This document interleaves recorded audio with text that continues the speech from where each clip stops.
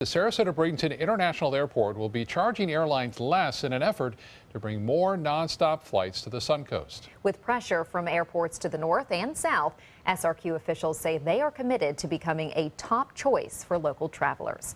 ABC 7's Adam Cellini is joining us live from the airport with more on this new initiative. Adam.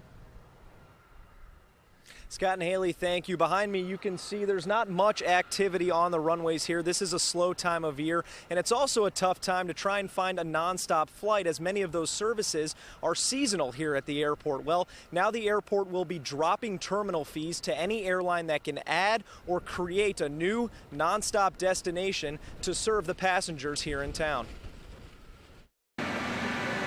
Joe Fahey was able to book his ticket to Washington, D.C. at the SRQ airport Tuesday, but he'll have to go to Tampa to use it. Sometimes we have to use Fort Myers or we have to go up to Tampa, and needless to say, that's a much longer ride. And this is much more convenient. Of the few passengers in the airport Tuesday, several say connecting flights aren't very convenient either. We do have a toddler, so direct flights are definitely more convenient for us to get there quickly. I would mind if there was nothing available and I have to utilize later on in the day. I know it gets congested at the Atlanta gate to Sarasota. That's why the airport will now waive terminal fees for airlines adding nonstop routes. 2 years for an airline adding new destinations, and 1 year for someone adding more routes to existing cities like New York and Charlotte.